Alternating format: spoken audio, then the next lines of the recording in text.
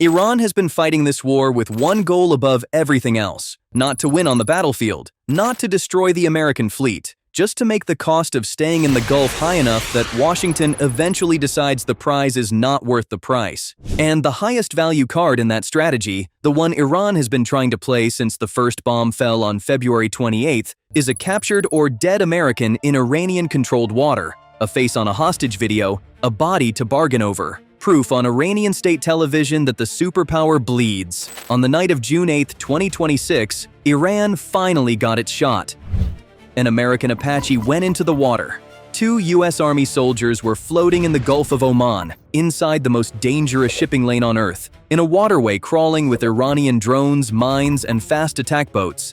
This was the moment Tehran had been hunting for months, and then something arrived to rescue them that nobody in Iran had prepared a single contingency plan for.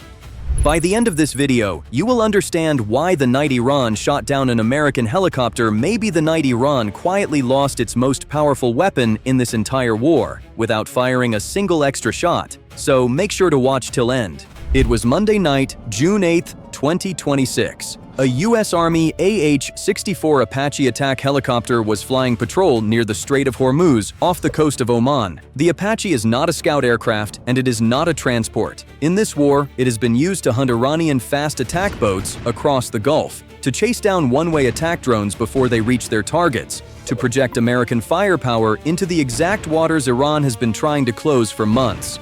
It is one of the most advanced and capable attack helicopters ever built. And on this night, it went into the water. 2 U.S. Army soldiers were now in the sea, in the dark, in a waterway that Iran has spent 4 months turning into the most hostile operating environment on Earth. Think about what that moment meant from Tehran's perspective. In every previous war, in every previous era, a downed American crew in enemy-controlled water was a strategic jackpot of the first order. It is the image that turns domestic American opinion against a foreign war faster than any battlefield defeat. It is the leverage that gives a smaller power something to negotiate with, something to hold over Washington at the table. Iran's entire pressure strategy in this conflict is built around exactly this kind of cost. Every Iranian drone that clips an American aircraft, every mine layer that forces a reroute, every fast attack boat that harasses a convoy, all of it serves the same purpose: make Washington bleed until Washington leaves. 2 U.S. soldiers floating helplessly in Iranian-controlled water was supposed to be the crown jewel of that entire campaign. So, what showed up to rescue them? Not a manned rescue helicopter pushing into that threat ring and risking another crew to save the first. Not a crewed patrol boat navigating through waters seeded with Iranian mines. What found those 2 aviators in the dark Gulf of Oman was a 24-foot driverless speedboat. No crew, no human rescuer is entering the kill zone. A U.S. Navy Corsair unmanned surface vessel, operated remotely by the Navy's Task Force 59, motored through the threat environment, located the 2 soldiers in the water, pulled them aboard, carried them to a safer position on the water, and handed them off to a helicopter that hoisted them to shore. CENTCOM confirmed that both crew members were recovered within approximately 2 hours and were in stable condition. It was the first time in the history of military operations that a drone boat had ever rescued personnel in a combat zone. Let that sit for a moment. Iran spent months hunting for the moment it could hold American servicemen over Washington's head. It finally got that moment, and a robot showed up and took it away within 2 hours. Tehran did not even claim responsibility for the shootdown. Iranian state media reported the crash by repeating foreign news reports. No Iranian official said they did it. The propaganda window, the chance to build the narrative Tehran needed, lasted less than 2 hours before CENTCOM confirmed both soldiers safe and on their way home. Iran got the hit and walked away with absolutely nothing. Now, here is where the cause of the crash itself matters, because this is not as simple as it first appeared. President Trump went furthest in framing what happened, posting that Iran had shot down the helicopter while it patrolled over the strait and that the United States must respond to this attack. U.S. officials were considerably more careful with their words. 2 officials told CBS that initial reports indicated an Iranian drone was believed responsible for bringing the Apache down. But one of those officials said it was not entirely clear whether the Iranian drone had deliberately attacked the helicopter or simply collided with it. An Axios source confirmed that the investigation had determined an Iranian drone struck the helicopter, but had not yet established the intent behind the contact. Was it a deliberate kill shot? Was it a tragic collision in crowded airspace over one of the most contested waterways on Earth? The investigation had not answered that question when Trump ordered retaliation. Iran's foreign minister, Abbas Araghchi, did not claim the strike, and instead offered a carefully worded observation that foreign forces operating near Iran are at constant risk from what he called human errors, plane accidents, or the possibility of being caught in crossfire. That is not an admission. It is also not a denial. It is the kind of statement a country makes when it wants credit for an outcome without legal responsibility for the action. But here is the thing about that ambiguity. It did not matter to the chain of events that followed. Whether the Iranian drone hit the Apache deliberately or drifted into it by accident, the result was the same. 2 American soldiers in the water, a robot boat pulling them out, and a president ordering strikes that would hit Iranian soil from the suburbs of Tehran all the way down to the coast of the strait before the week was over. The ambiguity of the cause did nothing to reduce the certainty of the response. And here is what makes the rescue itself so historically significant beyond the immediate drama of that night. The United States military did not just save 2 soldiers on June 8th. It demonstrated something in live combat conditions that every military planner and every potential adversary on Earth was watching. It showed that the US has built a kill chain in the Gulf where it can take a loss, an actual loss of a real and sophisticated piece of military hardware without losing the people inside it. The shootdown changed the score by 1 aircraft and changed Iran's leverage by exactly 0. Think about what that means for Iran's strategy going forward. The entire pressure campaign Tehran has been running depends on the assumption that hitting American assets eventually produces American bodies, and American bodies produce American political pressure, and American political pressure eventually forces Washington to negotiate from weakness. Remove the human from the equation and the whole chain breaks. You can hit the machine. The machine gets replaced. The people come home. The political cost that Iran was trying to generate simply does not appear. The defense expert Buckley, speaking to News Nation about what these drone boats represent, said it out loud in a single sentence. He said, "If the drone boats get shot at, we launch another one. Nobody gets a folded casket or a visit from the casualty assistance officer." That sentence is the entire strategic implication of June 8th compressed into 2 lines. But before this story moves to what the Corsair actually is, where it came from, and what it means for the future of warfare in contested water, there is something you need to understand about the honest American cost of this war. Because the hollow victory argument only holds if you are straight about what it does and does not mean. And the picture is more complicated than a clean rescue story suggests. Here is what the United States has actually lost in this war, because the rescue story only means what it means when it sits against the real numbers. A Congressional Research Service report from May found that since the opening strikes on February 28th, the U.S. had lost dozens of aircraft in this campaign. Fighter jets, refueling tankers, surveillance drones, real hardware, expensive hardware, gone. 6 U.S. service members were killed when a refueling aircraft crashed during operations. The June 8th Apache is the first Apache the U.S. has lost in the war, but it is not the first loss, and it is not the first American death. So when the claim is that Iran's shootdown was a hollow victory, it is not a claim that the United States has been untouchable. It is a claim about something much more specific. It is a claim about this incident, on this night, in these waters, where Iran scored the kill it had been hunting for months, and still walked away with nothing to use. The distinction matters, because the war has been costly. June 8th specifically was not. Now think about why Iran has been unable to turn any of these American losses into the political leverage it needs. The answer goes back to the first night of this war and to a decision the United States and Israel made on February 28, 2026, that changed the entire framework of what followed.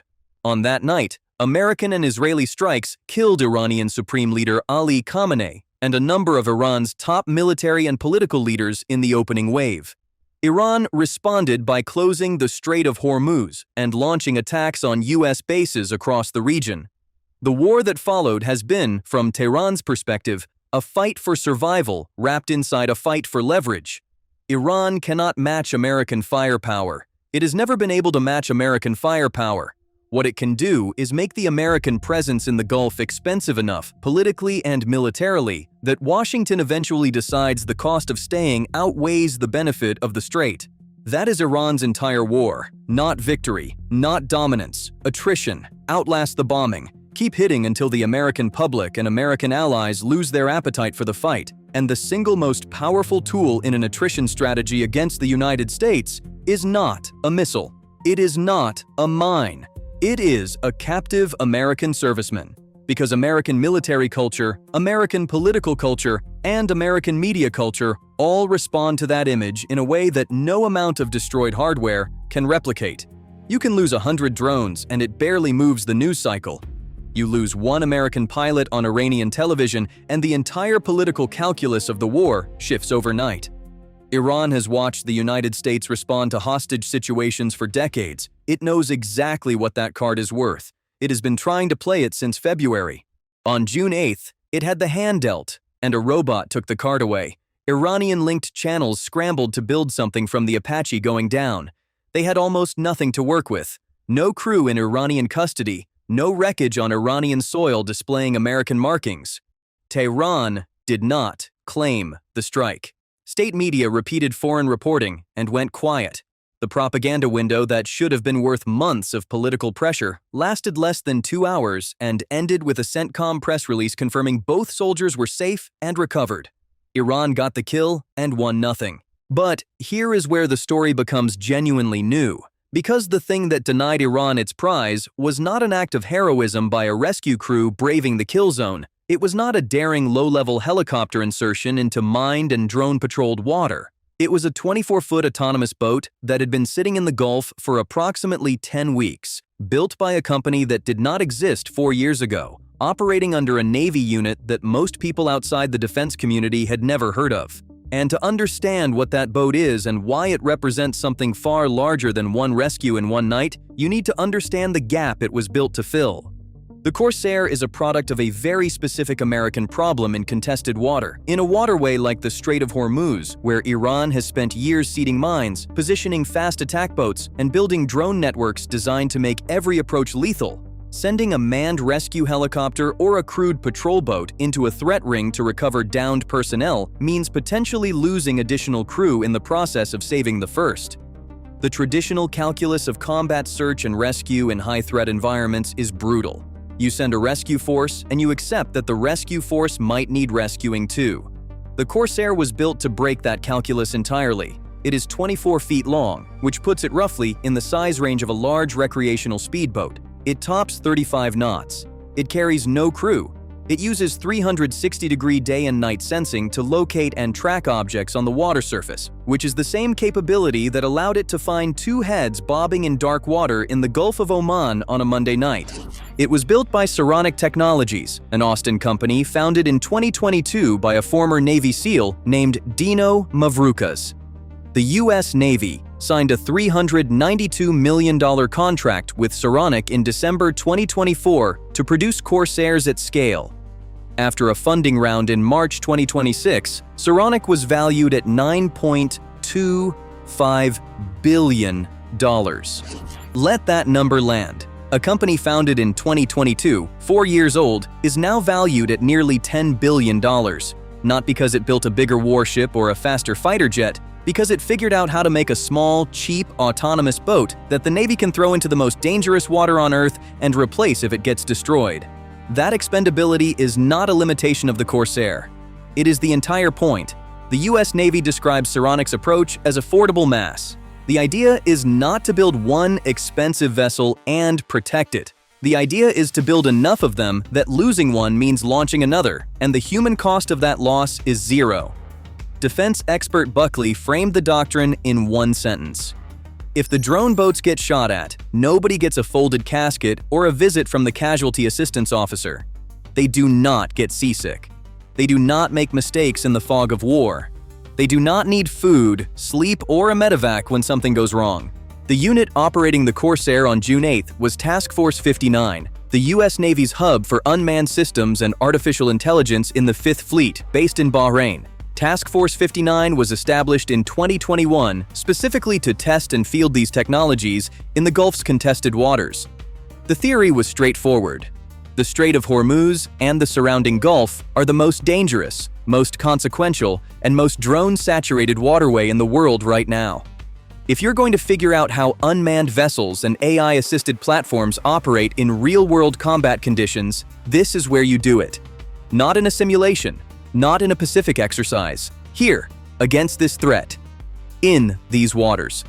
The Corsair was only deployed to the region in late March 2026. When it made history on June 8th, it had been in the Gulf for approximately 10 weeks. The boat that performed the first autonomous combat personnel rescue in military history was, by any reasonable measure, still finding its feet in the operational theater. CENTCOM spokesman Captain Tim Hawkins explained the decision simply. In a rescue, he said, "You use the best asset that is closest and quickest." He added that the force had practiced this kind of scenario in exercises before, but not quite like this. Not quite like this. That phrase carries more weight than it sounds, because what happened on June 8th was not a drill. It was not a test. It was a live combat recovery in a mined, drone-patrolled Iranian-fronting waterway, and the boat that did it worked. Now, here is the part that extends this story well beyond one rescue on one night. The War Zone's analysis of the Corsair recovery described it as highlighting a new dimension for maritime combat search and rescue, with uncrewed assets now able to reach areas where traditional manned platforms simply cannot operate without risking additional personnel. But the rescue is just one application of what this class of vessel represents. The same boat that pulled 2 soldiers out of Iranian water can be used to patrol the strait under fire without risking a single sailor. It can shadow Iranian fast attack boat formations. It can carry sensors into threat corridors that would get a crewed vessel killed. It can serve as a decoy. It can carry weapons. The Gulf just became the world's first live testing ground for a new kind of naval warfare. Not a future concept, not a defense contractor pitch deck. A real operational capability proven in contact with a real adversary on June 8, 2026. And Russia is watching. China is watching. Every military that has ever considered using a choke point, a mine, or a downed pilot scenario as leverage against American power is now recalculating what that leverage is actually worth when the Americans can pull their people out without sending anyone in. That is the long-term consequence of what a 24-foot robot boat from Austin, Texas did on a Monday night in the Gulf of Oman. It did not win the war. It did not reopen the strait. It did not end the attrition campaign Iran has been running since February. But it rewrote one of the oldest assumptions in the adversary's playbook. The assumption that hitting Americans in contested water means having Americans. That assumption is now in question in every military planning room on Earth. But the rescue and the technology story were only the beginning of what June 8th produced, because within hours of the Corsair bringing those 2 soldiers home, the United States launched strikes across Iran that reached from the coast of the strait all the way to the suburbs of Tehran. And the chain reaction that followed is where the human cost of this war finally showed up in full, landing on people who had absolutely nothing to do with any of it. Trump ordered a response within hours of the rescue. CENTCOM called it a proportional response to unjustified Iranian aggression. Whatever the intent of the Iranian drone that hit the Apache, deliberate or accidental, the American answer was neither ambiguous nor proportional in the conventional sense of that word. It was layered, wide, and designed to hurt.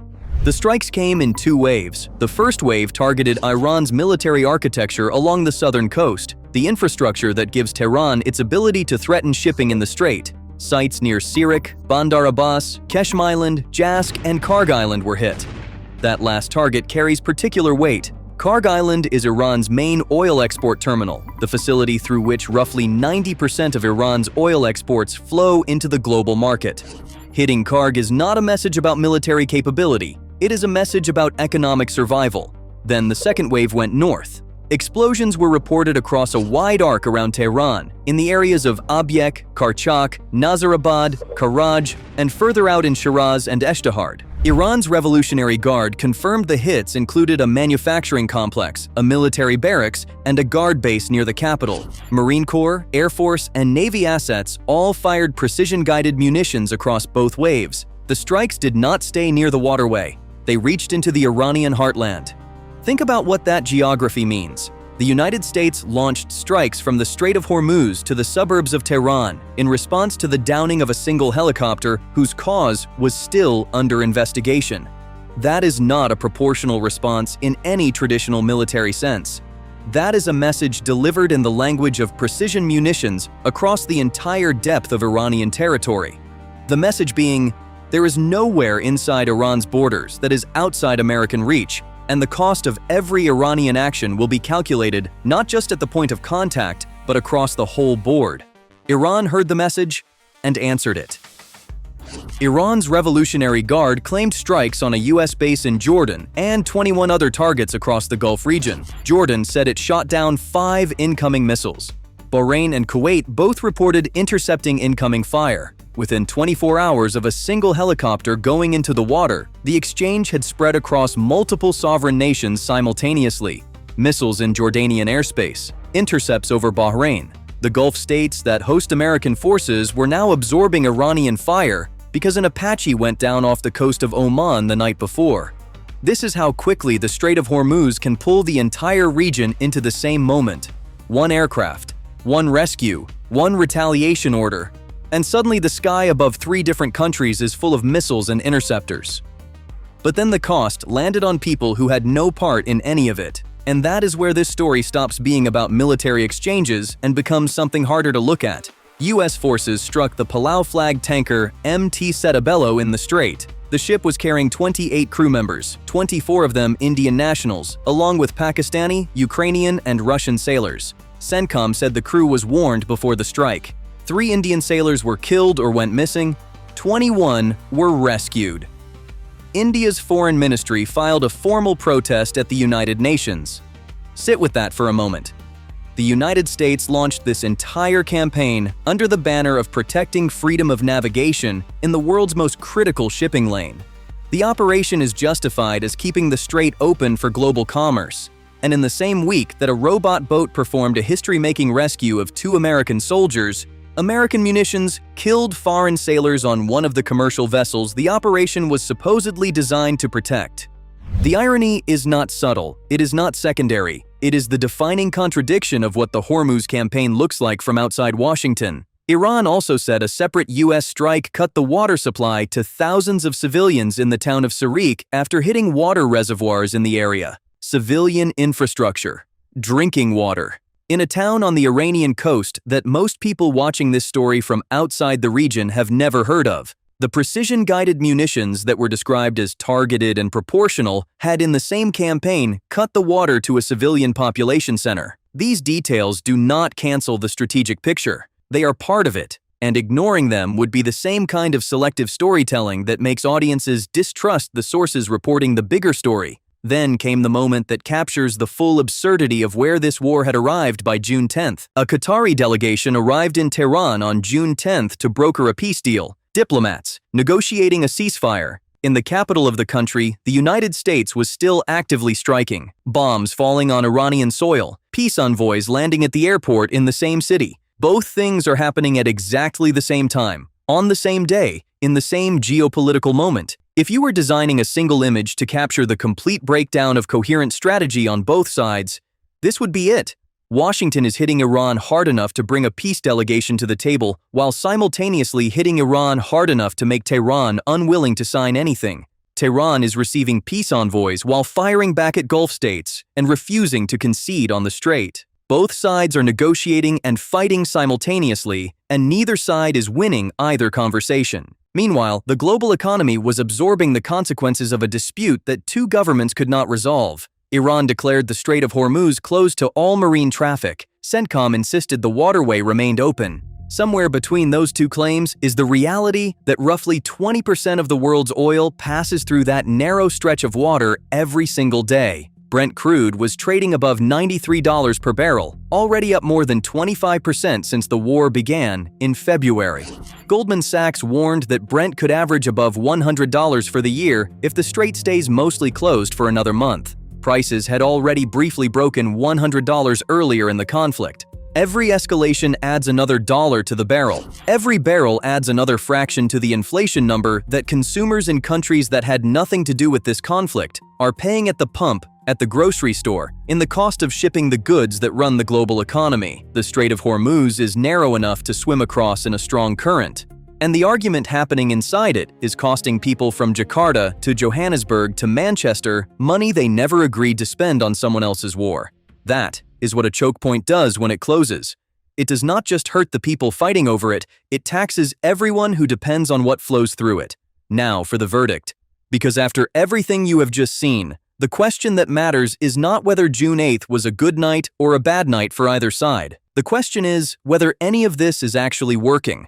Two things are now permanently different after June 8th, 2026. The first is historical, and it will not be undone. The Gulf of Oman witnessed the first combat personnel rescue ever carried out by an autonomous boat. That line in military history will not be uncrossed. The War Zones analysis describes it as a new dimension for maritime combat search and rescue, with uncrewed assets now capable of reaching areas where manned platforms cannot go without risking additional lives. The U.S. military has openly acknowledged for years how vulnerable its manned rescue helicopters are against modern air defense systems in high-threat environments. The Corsair did not just save 2 soldiers, it demonstrated in live combat conditions that the hub-and-spoke model works. Cheap boats pre-positioned in threat corridors, no human in the kill zone, people recovered, machine replaced if destroyed. Every military on Earth was watching. Every adversary that has been counting on the captured American card as leverage is now recalculating what that card is worth. The second permanent change is strategic, and it is darker than the first. The United States has now proven it can engineer the human cost out of certain kinds of losses in contested water. That is a genuine and significant shift in the deterrence equation. When Iran, or any other adversary, calculates whether to attack American assets in the Gulf,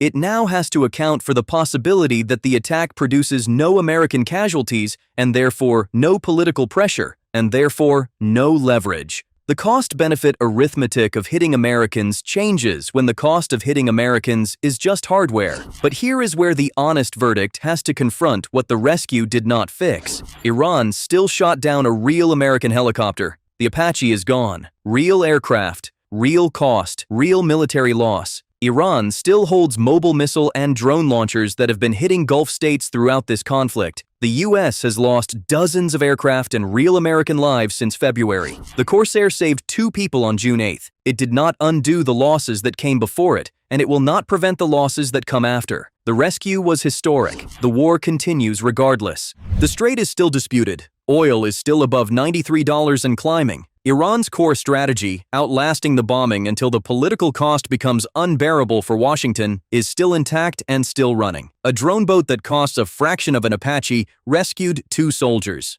It did not reopen the 21-mile-wide waterway that 1/5 of the world's oil depends on. It did not end the attrition campaign that Tehran has been executing since the first bombs fell. It did not bring the Qatari peace team any closer to a signature on a ceasefire that has already collapsed once. Now ask the harder question. Is bomb diplomacy actually working? Trump declared Iran's military completely defeated and warned Tehran would pay the price for taking too long to negotiate. Secretary of State Rubio said the strait has to open one way or the other, and that a deal could take a few days. That was June 10th. The talks are still stalling. The strikes keep landing. The strait stays disputed. The ceasefire brokered in April lasted weeks before collapsing. The same pattern has repeated itself through every escalation since February. Strike, counterstrike, ceasefire announcement, breakdown, repeat. Security analyst Freddie Koueri of RAIN framed Iran's position with precision. He said Tehran's aim is a war of attrition designed to make U.S. allies pay a heavy cost for the strikes until the political will to sustain the campaign simply collapses. That logic has not been defeated by precision munitions or robot boats. It gets defeated by a deal or by a decisive military victory. Neither has arrived. And so here is where this war stands after the night of June 8, 2026.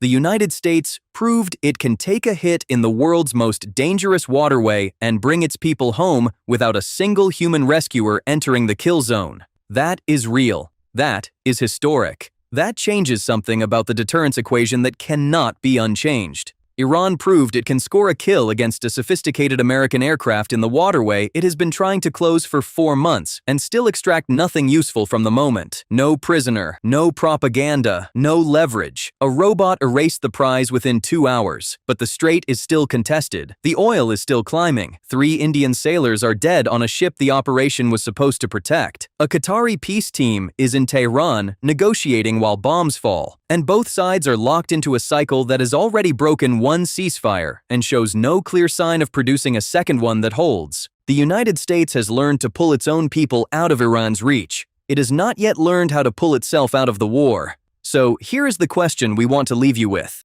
Iran's entire strategy depends on the cost becoming too high for Washington to sustain. The Corsair rescue just removed the human cost from one piece of that equation.